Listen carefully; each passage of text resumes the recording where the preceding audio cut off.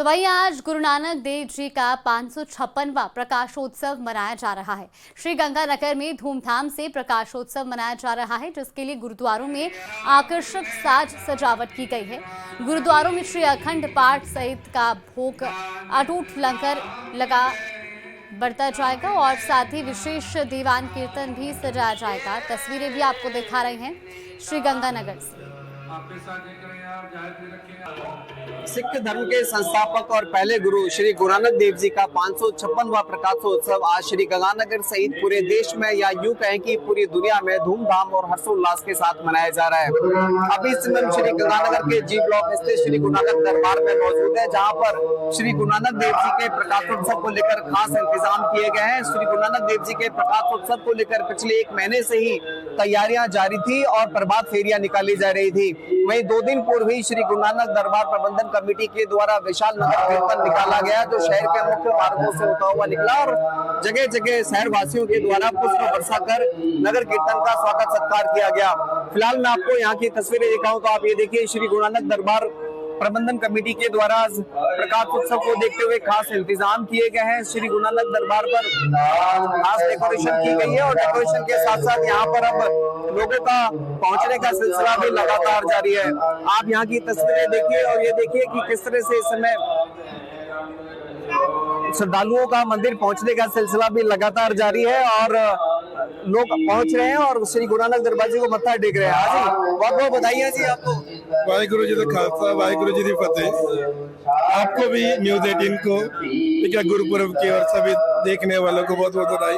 किस तरह से मनाया जा रहा है और क्या क्या आयोजन किए जा रहे हैं? यहाँ पर बहुत ही हर्ष उल्लास से मनाया जाता है, हर साल की तरह इस साल भी, और बहुत सारी एक्टिविटीज जो लंगर प्रसाद अलग अलग तरीके के, मतलब हर थोड़ी थोड़ी देर बाद बच्चों के लिए बड़ों के लिए अलग अलग व्यवस्थाएं की गई है। लल्लन सिंह पर केस दर्ज किया है। लल्लन सिंह के बयान का एक वीडियो वायरल हुआ, जिसके बाद चुनाव आयोग ने ये एक्शन लिया है। तो ये बड़ी खबर आपको बता रहे हैं, केंद्रीय मंत्री लल्लन सिंह पर एफआईआर दर्ज की गई है। दरअसल आरोप है कि उन्होंने आचार संहिता का उल्लंघन किया है। ये बड़ी खबर आपको बता रहे हैं। तो आचार संहिता उल्लंघन केस में चुनाव आयोग ने लल्लन सिंह पर केस दर्ज किया है। लल्लन सिंह का एक बयान का वीडियो वायरल हुआ, जिसके बाद ये एक्शन लिया गया। फिलहाल आपको बता दें कि चुनाव आयोग ने लल्लन सिंह पर केस दर्ज कर दिया है और अब इस पर आगे एक्शन लिया जाएगा। इस वक्त की बड़ी खबर आपको बता रहे हैं, बिहार चुनाव से जुड़ी इस वक्त की ये ताज़ा अपडेट। आचार संहिता उल्लंघन केस में लल्लन सिंह पर एफआईआर दर्ज हुई है और अब आगे इस पर कार्रवाई की जाएगी। इस वक्त की ये बड़ी खबर, चुनाव आयोग ने आचार संहिता के उल्लंघन केस में ये एफआईआर दर्ज की है।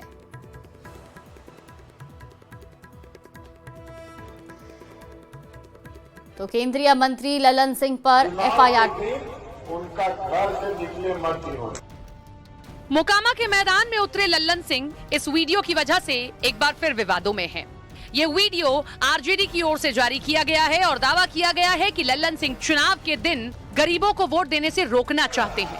आरजेडी ने जैसे ही वीडियो जारी किया कि बिहार में सियासी बवंडर आ गया, क्योंकि आरोप जेडीयू के सबसे बड़े नेता और केंद्रीय मंत्री लल्लन सिंह पर लगा।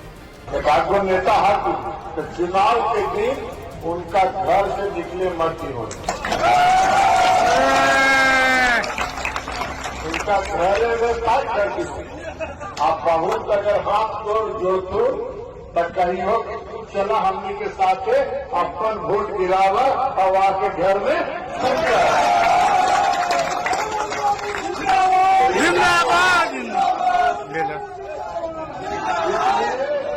इसलिए आज के सब लोग समान संभाल। नौबत ये आ गई कि चुनाव आयोग को मामले का संज्ञान लेना पड़ा।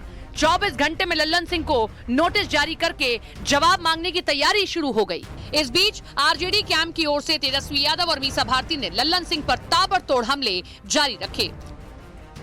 लल्लन सिंह धमकी दे रहे हैं, लल्लन सिंह धमकी दे रहे हैं, बाहर नहीं निकलने देंगे, क्या करेंगे? इस तरह की धमकी वोटरों को दी जा रही है, नेताओं को दी जा रही है। देखिए, इस विषय पे अगर कोई सवाल है तो आप लोग जो जरूर पूछ सकते हैं। बाकी इन सब मामलों के लिए चुनाव आयोग क्या करना है, वो अपने गिरवान में झांक के देखते हैं कि सुपारी तो उठा ली है नीतीश कुमार की, सुपारी तो इन लोगों ने उठा ली है जेडीयू को समाप्त करने की।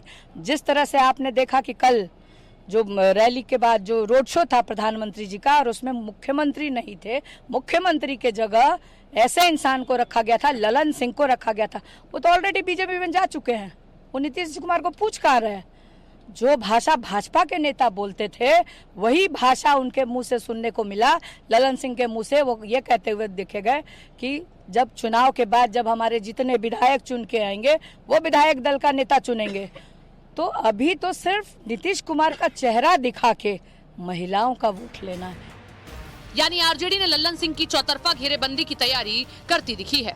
अनंत सिंह को 14 दिन की न्यायिक हिरासत में भेजे जाने के बाद जेडीयू की ओर से लल्लन सिंह को मैदान में उतारा गया।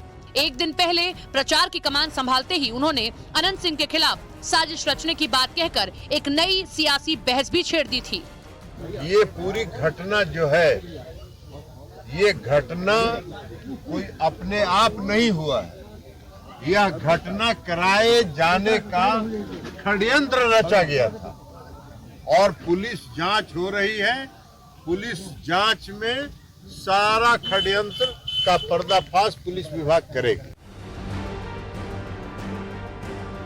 पहले अनंत सिंह और अब लल्लन सिंह, इन दोनों नेताओं की वजह से बिहार की मोकामा सीट लगातार हॉट सीट बनी हुई है। इस सीट पर पहले भी नजर थी क्योंकि अपराध और राजनीति का कॉकटेल मोकामा सीट को खास बनाता है। इस सीट पर बाहुबल वर्सेस बाहुबल की लड़ाई है। विधानसभा चुनाव के लिए दो बाहुबली आमने सामने हैं। जेडीयू की तरफ से इस सीट पर अनंत सिंह मैदान में हैं, वहीं आरजेडी की तरफ से सूरजभान की पत्नी वीणा देवी ताल ठोक रही हैं। जबकि जनसुराज प्रत्याशी पीयूष प्रियदर्शी के समर्थन में दुलार चंद यादव प्रचार कर रहे थे और इसी दौरान जेडीयू और जनसुराज के कार्यकर्ता भिड़ गए, जिसमें दुलार चंद यादव की मौत हो गई थी। गिरफ्तारी के बाद अनंत सिंह को 14 दिन की न्यायिक हिरासत में भेज दिया गया। इसके बाद लल्लन सिंह मैदान में उतरे, उन्होंने प्रचार की कमान संभाली, लेकिन 24 घंटे के अंदर ही आरजेडी ने वीडियो जारी करके लल्लन सिंह को घेरने की कोशिश की है। आप बहुत अगर हाथ जोड़ तो कही हो कि तू चला हमनी के साथ अपन वोट गिरावा और आके घर में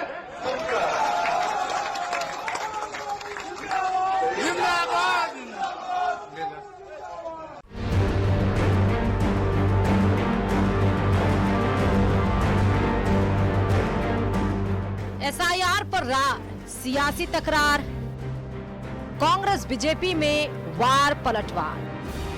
क्या है ऑपरेशन वोट शील्ड?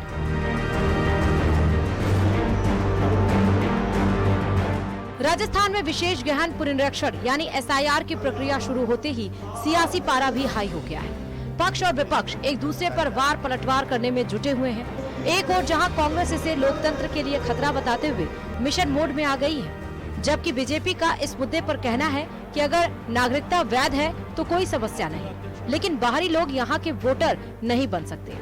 राजस्थान में एसआईआर जरूरी है। विपक्ष इस मुद्दे पर सरकार को घेरते हुए इसे लोकतांत्रिक अधिकारों की रक्षा की निर्णायक लड़ाई बता रहा है। कांग्रेस ने केंद्र और राज्य तंत्र के जरिए मतदाता सूची में फेरबदल की आशंका जताई है।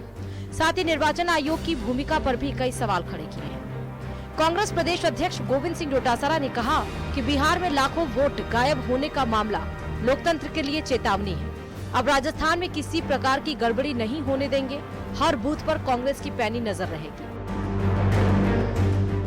इस एसआईआर की मॉनिटरिंग के लिए, निगरानी के लिए, इनकी बेईमानी पकड़ने के लिए आज ही हम लोग लगा रहे हैं। वो सब लोग जाकर के वहां बैठेंगे और बैठने के बाद में इस एसआईआर में धांधली इनको नहीं करने देंगे। और वो एक कहावत है कि बकरे की माँ कब तक खैर मनाएगी, एक दिन तो उसको कटना है। तो ये कब तक खैर मनाएंगे? पंचायती राज चुनाव, नगर निकाय चुनाव इनको कराने पड़ेंगे और जिस दिन कराएंगे इनके पोत सामने आ जाएंगे। डोटासरा का आरोप है कि निर्वाचन आयोग के ट्रेनिंग की स्पीड धीमी रही, इसलिए पार्टी खुद सघन प्रशिक्षण अभियान चला रही है। कांग्रेस ऑपरेशन वोट शील्ड को मिशन मोड में संचालित करेगी। इस प्रक्रिया के तहत 52,000 बीएलए की तैनाती, हर विधानसभा में 200 पर्यवेक्षक, समांतर बूथ मॉनिटरिंग सिस्टम और वॉर रूम से तकनीकी और कानूनी ट्रेनिंग दी जाएगी। इस ट्रेनिंग का एजेंडा है हर बीएलए को नाम जोड़ने हटाने की प्रक्रिया सिखाना, जरूरी दस्तावेज और कानूनी अधिकार के बारे में बताना, त्रुटि चिन्हांकन और शिकायत तंत्र की जानकारी, साथ ही फील्ड सत्यापन और बूथ सुरक्षा प्रोटोकॉल के बारे में बताना। कांग्रेस ने निर्वाचन आयोग की पारदर्शिता पर सवाल उठाते हुए खुद का समांतर जन निगरानी तंत्र सक्रिय करने की बात कही और इसे लोकतंत्र सुरक्षा अभियान का रूप दिया है। वहीं कांग्रेस के आरोपों पर बीजेपी प्रदेश अध्यक्ष ने पलटवार करते हुए कहा कि एसआईआर जरूरी है, वोटर लिस्ट की प्रक्रिया एक तय पैमाने पर होती है, किसी को डरने की जरूरत नहीं है। किसी का आधार ही नहीं है।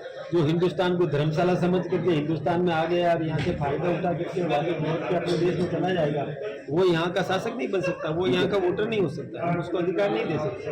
ये तो सुनिश्चित करना ही पड़ेगा ना। कहीं कोई आ गया है तो 2002 में उसके पिताजी का नाम होगा, पिताजी का नाम है तो वो सबूत ले आए, अपना जन्म प्रमाण पत्र लाए कि मैं उसका बेटा हूँ, तो उसका नाम वोटर लिस्ट में रहेगा। फिलहाल प्रदेश की सियासत में एसआईआर के मुद्दे पर नई बहस छिड़ गई है, जिसमें पक्ष और विपक्ष एक दूसरे पर कटाक्ष करने में जुटे हुए हैं। Bureau report, news 18 Rajasthan.